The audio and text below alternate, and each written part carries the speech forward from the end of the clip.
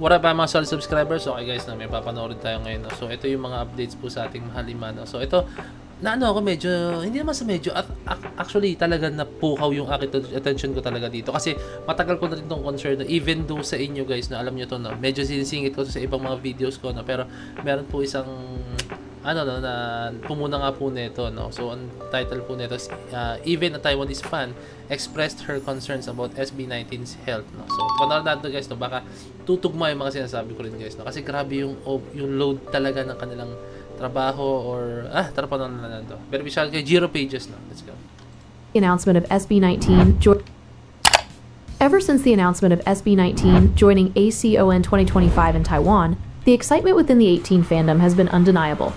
However, alongside the celebration, many fans have also voiced their concern for SB19's health, especially with how packed and demanding their schedule has become.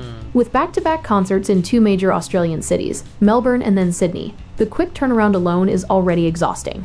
And with SB19 heading straight into ACON 2025 in Taiwan right after the Sydney show, this schedule becomes all the more grueling. This even led some fans to look up possible flight schedules that might work for SB19, considering not just the logistics and travel time, but also the precious hours they need for rest and sleep. Damn, look at that.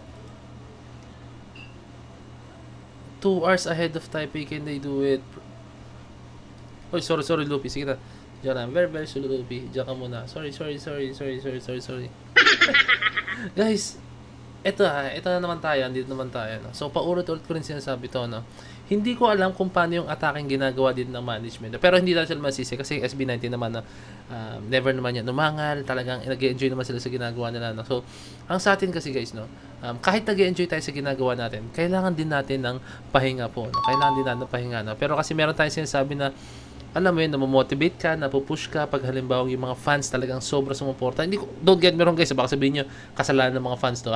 Guys, kasi kahit ako guys minsan, no, mas na-motivate ako pag meron ako mga kaibigan na nagpupush sa akin, kaya ko yan, kahit pagod na ako, di ba? Kahit sila naman, di ba? Pag may sumusuporta sa atin, ang sarap sa feeling na sinusuportahan nila tayo, no, di ba? Ayun, I think ganyan nangyari sa SB19. Sobrang grabe ng suporta pinapakita niya. So, parang sila na lang yung parang hindi natin pwede biguin yung fans. At the same time, guys, ginagawa nila dahil gusto nila, no? Pero I think mas lamang yung hindi natin pwedeng biguin yung mga fans kasi sila nga nagpupuyat. Dapat tayo kayang gawin din natin yan, ibalik natin. Although na alam natin kailangan nila ng pahinga, guys, no? Pero kailangan din natin, guys, talaga na bigyan din po sila ng time na yan makapag pahinga rin, no? And kailangan nga nila ng pahinga and kailangan din nilang mag-grind at the same time, no, para din po sa kanilang pangarap, no? So yun lang, dapat equal lang po talaga for me. Dapat equal yung binibigay sa kanila, no? So sa ngayon naman, I think wala namang nangyayaring sisihan or what, no? Pero ang sa atin lang, no, kung titingnan mo yung scheduling, yung flight, yung hours, yung hindi lang dyan yan guys, hindi lang sa flight kakatalo yan eh. Pag nag-perform kayo guys, hindi yan agad na yun lang.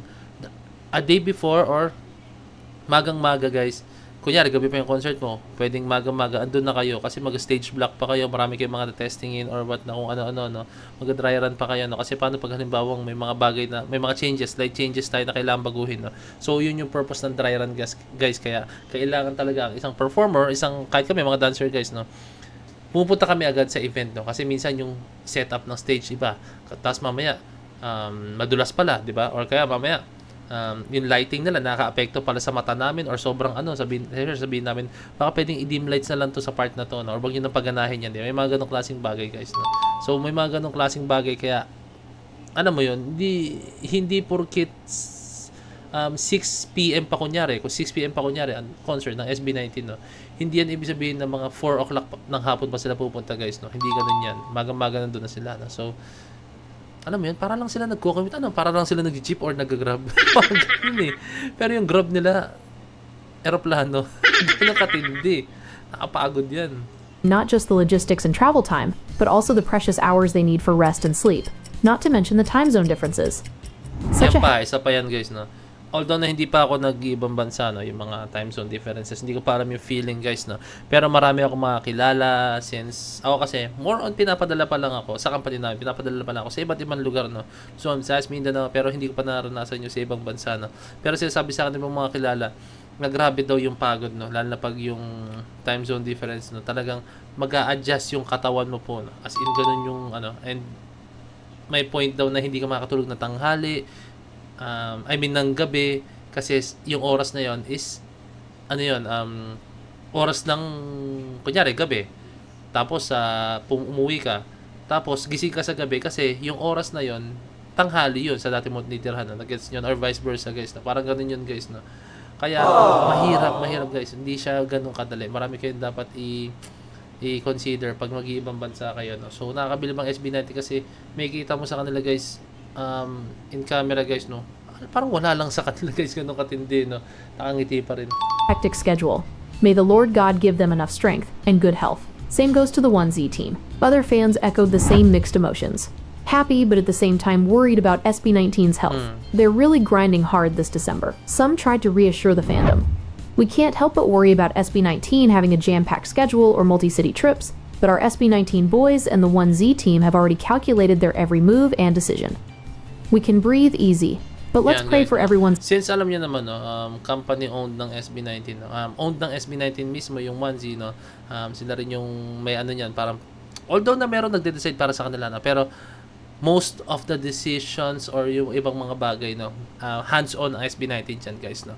So, alam nila kung kailan sila dapat umatake ng ganyan, no. And yung 1Z naman, inaalagaan din sila. Maniwala kayo sa akin, guys. Hindi yan to the point na wala silang desisyon, no. Ngayon, may desisyon ng SB19, no, which is, ang ganda na nangyari, diba, no? So, collaboration lang siya, no. Kasi ang nangyari dati, no, alam niyo naman, or kahit hindi ko yung compare na yung dati, like yung sa Show BT, no, hindi ko compare na, kunyari ako, nasa isang kumpanya ko, meron akong mga gustong gawin pero hindi ko magawa kasi meron kaming standard na dapat sundin, standard na protocol, standard na design, standard na kunyari mga video effects or ganyan, standard na font, no. So although na meron akong mga nasa isip, no, pero hindi ko siya pwedeng gawin kasi meron kami sinusunod na branding, guys, no.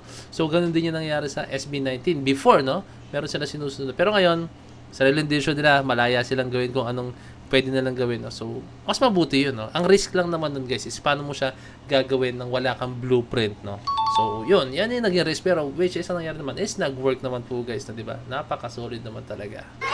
Health and safety. Even Taiwanese fans shared their concern. Look at them in Australia the day before. I showed up in Kaohsiung the next day. Extreme rush.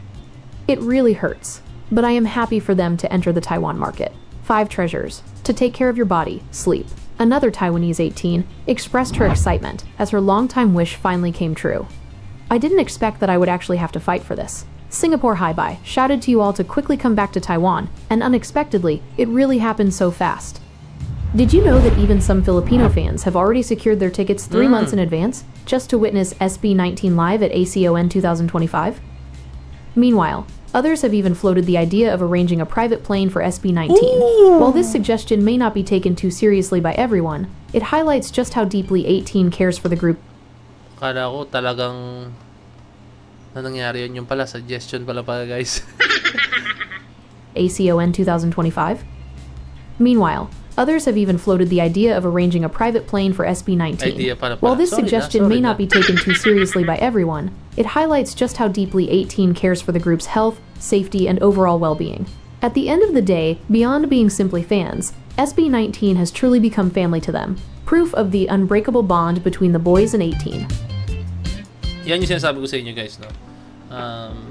Pag ganyan ba naman yung suporta na tatanggap ng SB19, no? So, hindi na malabo, guys, na talagang, alam mo yun, ma-push din ng SB19, no? So, talaga na-motivate sila, eh. Like, yung burning passion nila hindi nawawala dahil sa suporta binibigay nyo, no? So, nakakatuwa at the same time, no? Pero at the same time, guys, is nakakatakot din, kasi baka mapagod ng SB19, masuffer yung health nila. Mag-suffer yung health po talaga nila, no?